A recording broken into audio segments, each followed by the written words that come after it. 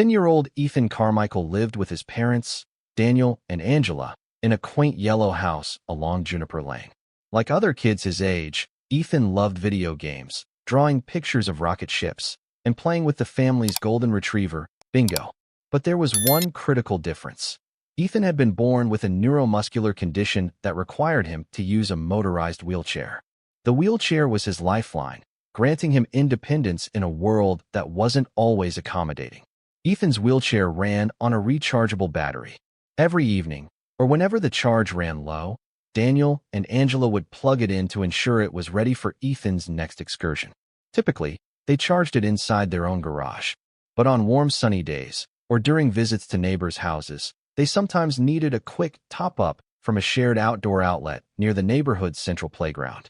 This was a small communal space with a gazebo, flower beds, and a few benches. An unobtrusive utility pedestal on one side featured an external outlet, intended for community events or maintenance crews needing power tools. Unwritten custom allowed neighbors to use it occasionally, as long as no one abused the privilege. Ethan's parents didn't consider charging the wheelchair at this outlet to be abuse. It was just a necessity. Angela might run a brief errand, and instead of wrestling the wheelchair back into their car, it made sense to plug it in for 15 or 20 minutes so Ethan wouldn't be stranded with a dead battery halfway home. For a while, no one seemed to mind. Most neighbors were sympathetic. A child's mobility device was hardly a big drain on the HOA's electricity bill. But from her porch on the next street over, Helen Bradbury seethed each time she noticed that cord trailing from the outlet to the wheelchair. She'd grumble about excess costs and improper use of HOA property. The resentment built to a fever pitch until one afternoon, she finally decided enough was enough. It was a breezy Wednesday in early summer. Soft sunlight cast flickering shadows across the playground as kids chased one another and parents chatted by the benches. Birds chirped in the trees. The communal gazebo was decorated with colorful flowers, courtesy of the neighborhood gardening club. Ethan and his mother Angela were there that afternoon. They had strolled from their house so Ethan could play with some friends, zooming around carefully in his wheelchair while the other kids tossed a foam ball. After half an hour, Angela noticed the battery indicator was dipping low. To avoid a dead battery on the ride home, she rolled Ethan's chair to the corner near the utility pedestal, took out the charger from a small pouch on the back of the wheelchair, and plugged it into the outlet. The indicator showed the chair would need about 30 minutes to reach an adequate level for the trek back. Angela settled onto a nearby bench, chatting with a neighbor while Ethan, always adventurous, used his partial battery life to inch around, playing gentle tag. Periodically, Angela glanced at the charger cable, reassured that the battery was indeed recharging. She wanted to let Ethan enjoy the fresh air a bit longer before heading home. At that moment, from behind a cluster of hedges, Helen Bradbury appeared. She wore a crisp blouse, her posture rigid, an air of disapproval radiating from every step. Angela saw her approach, but assumed Helen was just passing by on her routine patrol of the neighborhood. She had no idea Helen harbored a specific vendetta about the wheelchair. Helen advanced, her gaze fixed on the wheelchair's charging cord. Her lips pressed into a thin line. Without a greeting or acknowledgement, she moved straight to the outlet and peered at the contraption. Angela got to her feet. "Hello, Helen. Is there something wrong?" Helen didn't look up. "Yes, actually," she said, voice tight. "I've noticed this device plugged into the HOA's shared electrical outlet multiple times lately." She prodded the cable with her foot. "This is a personal, private device. The HOA's electricity isn't free." Angela blinked. "It uses very little electricity. Ethan's wheelchair needs a quick charge so we can get home." Helen folded her arms. "Be that as it may, I pay dues just like everyone else here. So do others who might not appreciate higher bills caused by one family's personal usage." Angela tried to remain calm. "We're talking about a small trickle charge for a child's wheelchair. It's negligible. Nobody else has ever complained. Are you sure there's a real problem here? Or—" Helen's expression turned frosty. "Don't patronize me. The problem is the principle. If everyone started plugging in devices here, bikes, scooters, who knows, our shared fees would skyrocket. We have guidelines to follow." A few parents nearby had paused their conversations, sensing a confrontation. One father gently ushered his child away, not wanting them caught in the argument. Another mother frowned, stepping closer to see if Angela needed support. Angela, her heart pounding, swallowed her frustration. I'll gladly reimburse the HOA if that's what it takes. But it's a matter of practicality. Ethan can't get home if the battery dies. Helen shook her head. That's not the point. The rules exist for a reason. We can't make special exceptions for everyone. Everyone, Angela repeated. He's a 10-year-old kid who can't walk. This isn't a convenience. It's a necessity. Helen looked at Ethan's wheelchair. He was a short distance away, half listening, half distracted by his friends. Then you should plan better. Charge it fully at home, Helen snapped. We can't have you siphoning electricity whenever you please. Before Angela could protest, Helen reached down and yanked the plug from the outlet with a swift jerk. The wheelchair's charging indicator beeped and went dark. Helen coiled the cable and dropped it unceremoniously at Angela's feet. Shocked gasps rippled through the onlookers. Angela felt outrage, tears stinging her eyes. Helen, this is cruel. The battery needs power. Helen shrugged. I'm simply enforcing community rules. If you have an issue, bring it up at the next HOA meeting. She turned on her heel and walked off, ignoring the stares of disbelieving neighbors. Angela sank onto the bench, gripping the charger cord, her mind whirling. A flurry of emotions churned in her chest. Anger, hurt, humiliation. She beckoned Ethan over. He rolled closer, confusion in his eyes as he realized the chair wasn't charging. The battery indicator was dangerously low. A neighbor rushed over. I have an outdoor outlet at my place. Come plug in there. I'm only a few houses down. Others rallied around, offering help and sympathetic words. But the damage was done. Helen's actions had crossed a line. Word of this confrontation would soon spread throughout Willow Creek Heights. The days following Helen's public display saw a wave of uproar among the residents. Many had witnessed her unplugging Ethan's wheelchair. Others heard about it through texts, calls, or social media posts. People were furious that someone would deny a disabled child a bit of electricity, especially over such a trivial cost. Angela and Daniel tried not to inflame the situation, but found themselves bombarded by supportive messages from neighbors and friends. A local mother started a group chat titled Help for Ethan, coordinating ways to ensure he could always charge his chair if needed. Several volunteered their outdoor outlets or offered to buy a battery backup for the Carmichaels. But overshadowing this generosity was the question, how to deal with Helen Bradbury. As a vocal HOA member, she held real influence over certain neighborhood decisions. Some folks were worried she'd escalate her demands, perhaps trying to pass an official regulation banning unauthorized power usage. Others proposed confronting her head-on at the next board meeting.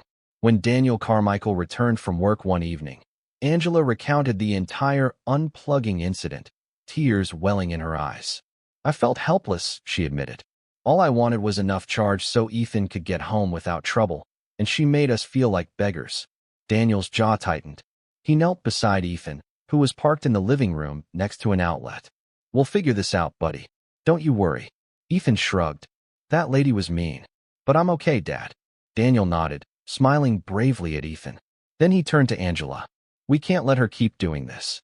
It's not just about us. If she's willing to yank the cord on a disabled child's wheelchair, who knows what else she might do? The family decided to attend the upcoming HOA meeting and bring the matter before the board. The neighborhood chat roared with approval. Many pledged to show up in solidarity. Meanwhile, rumors circulated that Helen was gathering her own evidence about electricity usage. Some claimed she was digging into old bylaws, trying to prove any usage of community outlets was restricted. The lines of battle were being drawn. As tensions mounted, day-to-day life in Willow Creek Heights continued in an uneasy hush. Neighbors who'd once nodded politely to Helen now shot her cold looks or refused to acknowledge her at all. Helen, for her part, seemed unrepentant. She occasionally fired off curt emails to the HOA board, peppering them with references to electricity theft and misuse of community assets.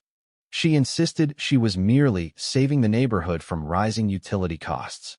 Behind the scenes, the HOA board's president, a mild-mannered retiree named Ronald Pearson, scrambled to contain the fallout.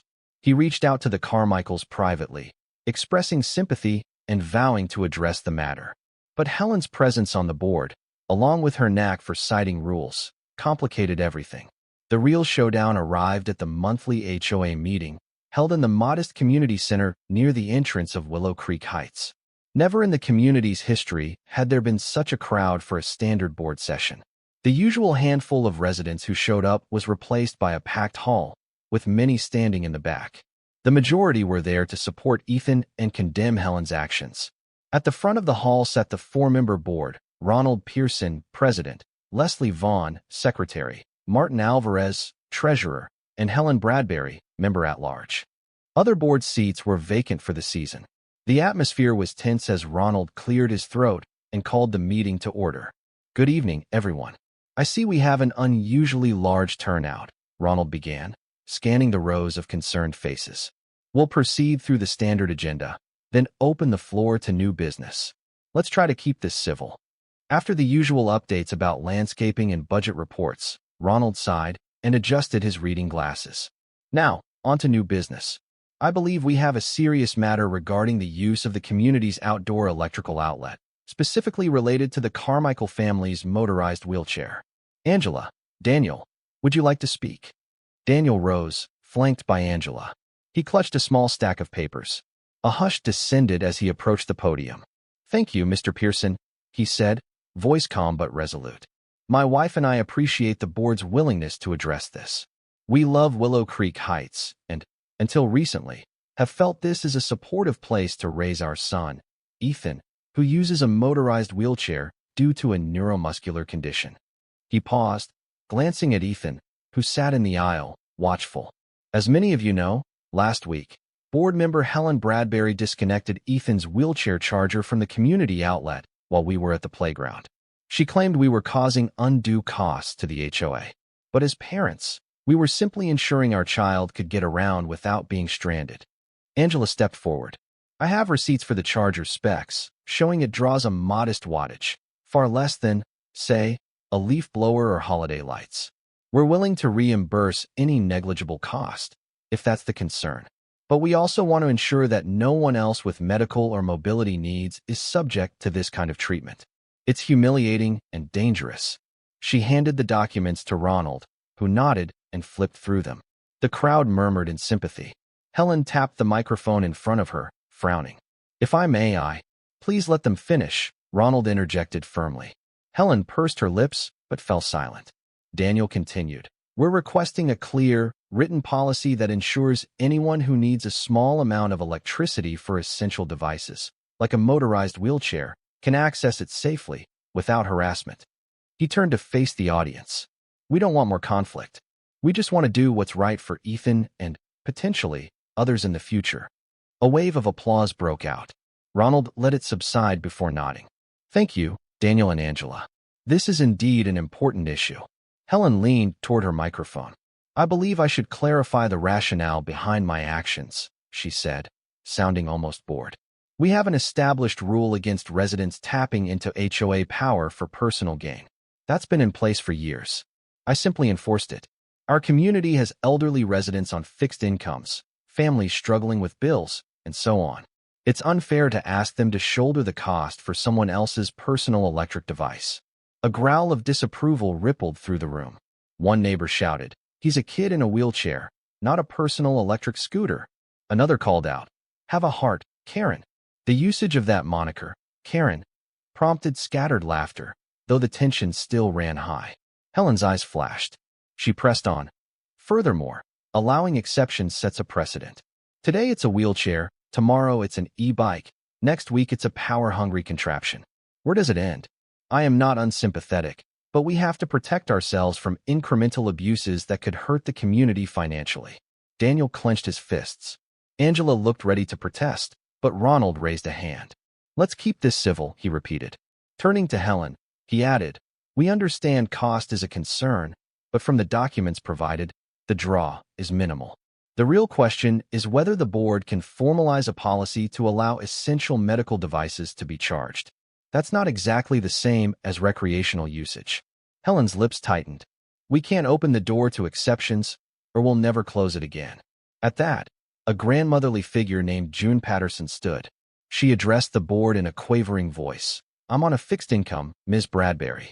I understand cost concerns, but I'd sooner pay a few extra cents a year than have a child unable to charge their wheelchair. Where's our compassion? Helen folded her arms. Compassion is fine, but rules. June shot back. Rules are made by people, and people can change them if they're unfair or outdated. A round of applause echoed. Helen's cheeks reddened. Ronald sighed. Let's propose a motion that essential medical devices, including mobility devices, be permitted to use the community outlet in emergencies or short-term needs, pinning a simple sign-up or notice to the board. We can track usage if that helps. Show of hands in favor. Instantly, the majority of hands in the audience shot up. Even two of the other board members, Leslie Vaughn and Martin Alvarez, raised theirs. Ronald glanced at Helen, who sat motionless, arms crossed. He nodded. Then we will draft a formal rule to that effect. Ms. Bradbury, you can submit a dissent in writing if you wish. Helen pursed her lips. I'll be doing just that. Daniel and Angela exchanged relieved smiles, but something about Helen's expression suggested this wouldn't be the end of the conflict. Still, they had reason to celebrate. The community had spoken in favor of common decency. In the weeks that followed, the HOA board worked on finalizing the new policy. Ronald composed a concise guideline outlining the permitted use of community electricity for essential medical devices. The board circulated a draft to all residents, requesting feedback. While a handful worried about misuse, the overwhelming sentiment was supportive. That didn't deter Helen Bradbury. She lodged a formal complaint with the HOA's lawyer, trying to brand the policy illegal appropriation of funds. When that went nowhere, she penned letters to the local newspaper's opinion page, railing about entitlement and piling costs onto taxpayers. The letters received minimal sympathy. Most readers sided with a disabled child needing a charge for his wheelchair. Meanwhile, Ethan's daily life carried on. With the new policies soon to be ratified, Daniel and Angela felt safer letting him charge in a pinch. Yet a subtle anxiety lingered. Helen's behavior had been so brazen. What if she tried something else? That fear took shape one weekend afternoon. The Carmichaels hosted a small barbecue in their backyard. It was a casual gathering of neighbors who wanted to support Ethan. While Daniel manned the grill and the kids played with bingo, Angela realized the wheelchair's battery was half depleted. She plugged it into their outdoor porch outlet, so Ethan could still move around easily during the party. Half an hour later, Angela came outside with a tray of lemonade and noticed the charger's indicator was off. She frowned, checking the cable. It was unplugged. She asked Daniel if he'd done it. He shook his head. No one else claimed responsibility, either. A wave of suspicion rose. Angela caught a glimpse of a figure disappearing behind the fence to the side of the house. She dashed that way, only to find the gate open, the street beyond empty. She couldn't prove it was Helen, but her gut told her who was behind this petty sabotage. The next day, Daniel discovered the plug for the Carmichaels' personal outdoor outlet had been tampered with. A small wedge jammed into the prongs, likely to break the connection. The damage was minor, but the intent was clear. Someone wanted to disable their ability to charge the wheelchair outside. Angry and alarmed, Daniel and Angela shared their suspicions with a few close neighbors. This is getting out of hand, Daniel growled. We can't watch the plug 24/7. And it's not safe for Ethan if the power's cut off unexpectedly. Linda, a neighbor, suggested installing a lockable cover on the outlet. Another friend offered to mount a security camera, but Angela felt uneasy. What if she does something worse? This is a child's medical device, for heaven's sake. Ethan overheard and tried to comfort his parents. It's okay, he said, though his voice trembled. We can charge it in the garage from now on. No big deal. But it was a big deal to the Carmichaels and to many in the neighborhood. If Helen was so vindictive that she'd sabotage a child's wheelchair charger, they had to find a lasting solution, one that would free them from her meddling altogether. At the next impromptu meeting of supportive neighbors, this time in the Carmichaels' living room, tempers ran high. Linda, Bob, June Patterson, and a few others were present. Angela recounted the sabotage. The group was outraged, but uncertain of how to proceed. Filing a police report was an option, though it would require proof. And even if they confronted Helen directly, she'd likely deny everything. We need a solution that doesn't rely on that outlet, Linda suggested. A way to power Ethan's wheelchair without fear that someone can just yank the cord or sabotage it. Angela sighed. We still need electricity, unless we haul around a backup battery pack. But that's bulky, and it still requires charging. so we'd be in the same predicament. A neighbor, Paul, who worked as an electrician, rubbed his chin thoughtfully. There's a concept that might help: a small solar charging station. I've seen them used in parks for phones or laptops. Basically a bench with solar panels and USB ports. We could adapt something similar for a wheelchair charger. Off-grid, no reliance on the HOA's electricity. The group perked up at the idea. Bob cocked an eyebrow. Would that generate enough power to charge a wheelchair battery, though? Paul shrugged. Potentially, yes. If we get decent panels and a robust battery storage system, it could offer a slow but steady charge. The charger wouldn't be massive, but it'd be enough for a top-up. Plus, it'd be tamper-proof if we enclose the electronics. Or at least, it'd deter casual sabotage. Angela's eyes lit up. That sounds wonderful. And maybe we could install it near the playground or a public space, so it's not just for Ethan, but for anyone who needs a quick charge for a mobility device. Linda beamed. That would show the best of our community spirit, turning something negative into a positive. June Patterson nodded, her gentle face resolute. Count me in.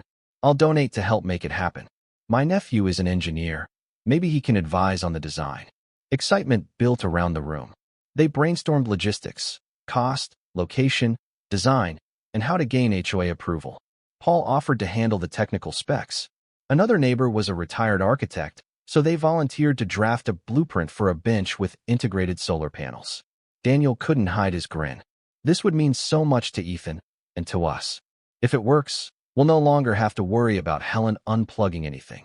And it might even reduce the HOA's electric usage for other folks, if they want to charge phones or do small tasks there.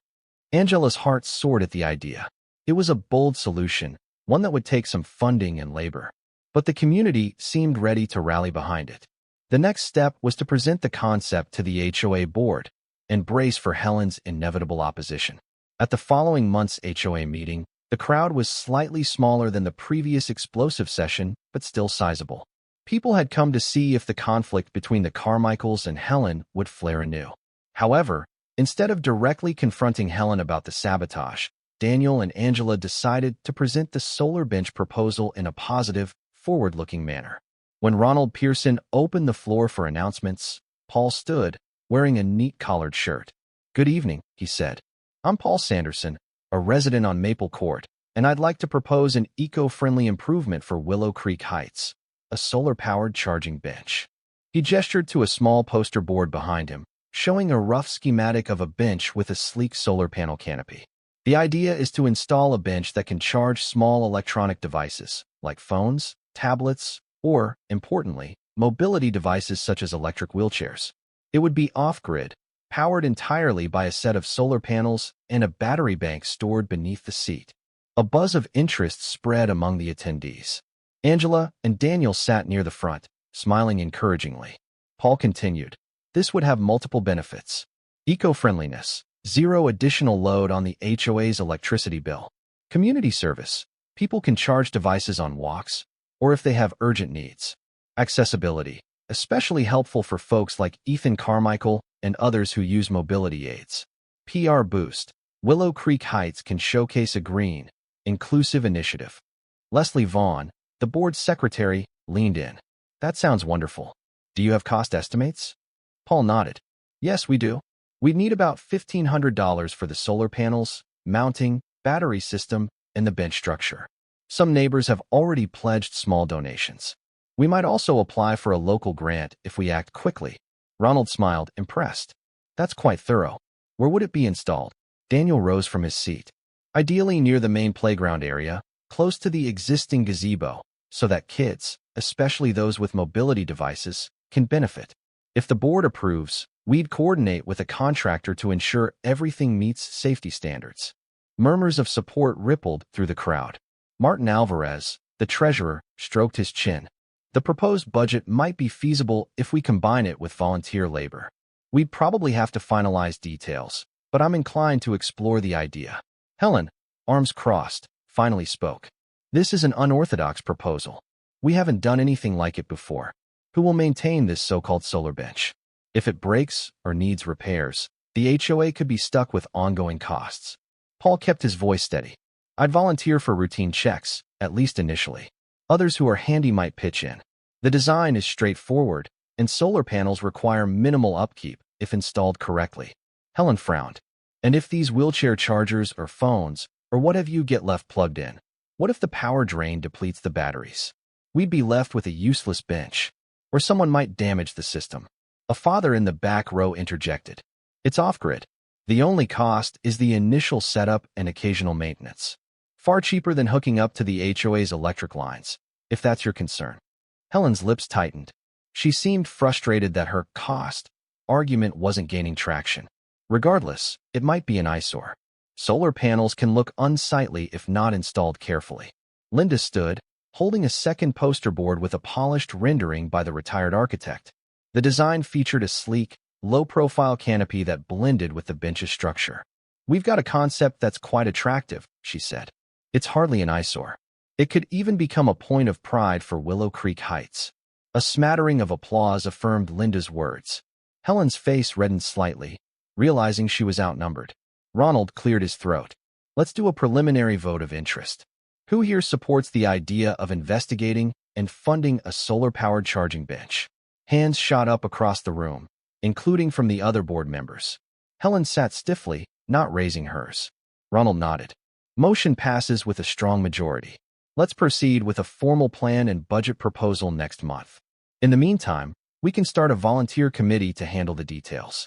Thank you all. Excited chatter filled the hall. The Carmichaels were elated. They exchanged hugs with neighbors who promised to help fund or build the bench. Helen slipped out of the meeting quickly, avoiding eye contact.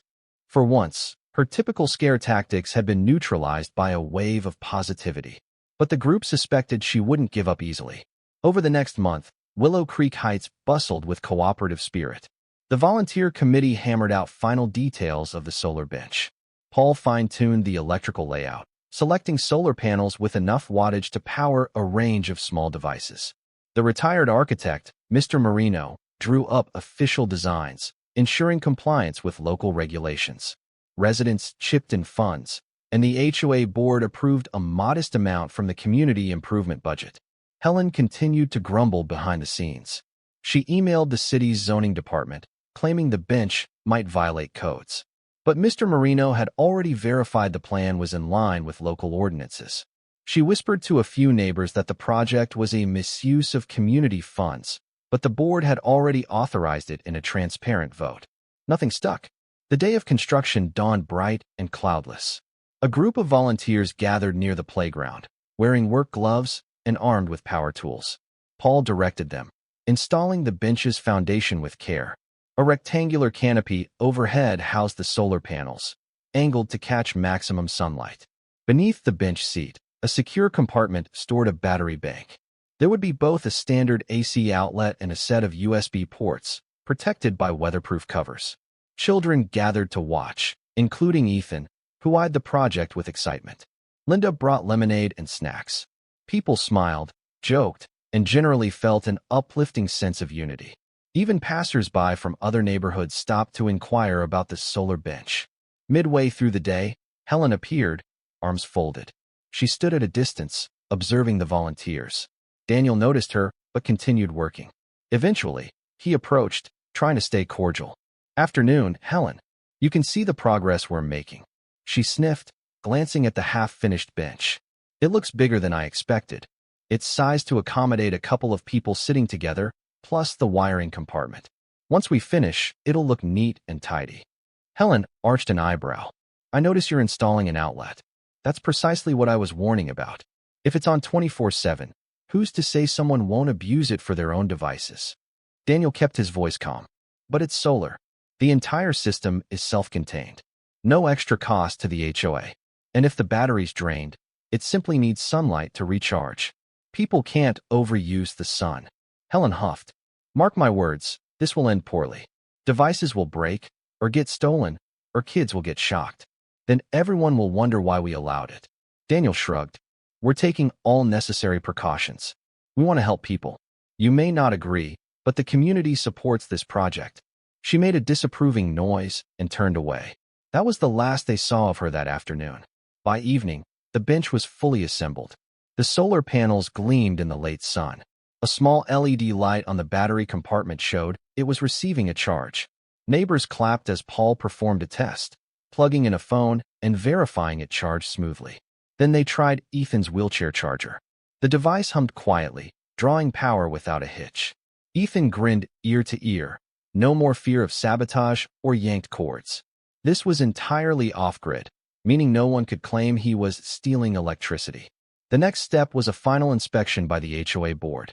Ronald Pearson and Martin Alvarez came to see the bench the following morning, nodding with approval. They planned a celebratory ribbon-cutting event for the weekend. Flyers went out, inviting all neighbors to attend the unveiling of Willow Creek's new solar-powered charging bench. The day of the unveiling dawned bright and mild. Parents arrived with kids and strollers, seniors ambled in with walking sticks, and teens on skateboards stopped to see the fuss. A small stage was set up beside the bench. Balloons and a banner read, Willow Creek Heights Solar Bench, celebrating innovation and inclusion. Ethan sat front and center in his wheelchair, beaming as neighbors gathered around. Angela stood by him, pride shining in her eyes. Daniel chatted with Linda and June Patterson, who had been so instrumental in the project's success. Eventually, Ronald Pearson took the microphone. Welcome, everyone. Thank you for joining us to celebrate a project that truly embodies the spirit of Willow Creek Heights, caring for one another, innovating for the future, and doing it in an eco-friendly way. The crowd clapped. Ronald gestured at the bench, its solar panels reflecting the morning sun. This bench represents not just a place to sit, but a source of power, clean, sustainable, and free for all to use. Whether you need to charge a phone, a small medical device, or in Ethan's case, a wheelchair, you'll have this reliable option right here in our shared space. He beckoned Ethan forward. A board member handed Ethan a pair of large novelty scissors. Ethan, would you do the honors and cut the ribbon? Ethan's hands trembled with excitement as Angela guided him to the ceremonial ribbon strung across the front of the bench. With a collective cheer, he snipped the ribbon in two. Applause erupted. Cameras clicked, capturing the moment.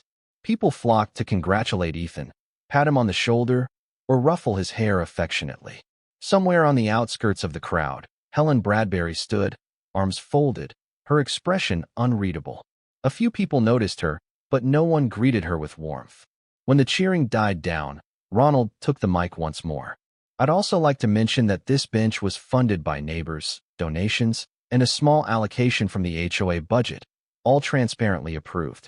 We had an overwhelmingly positive response to this initiative. Thank you, everyone who contributed.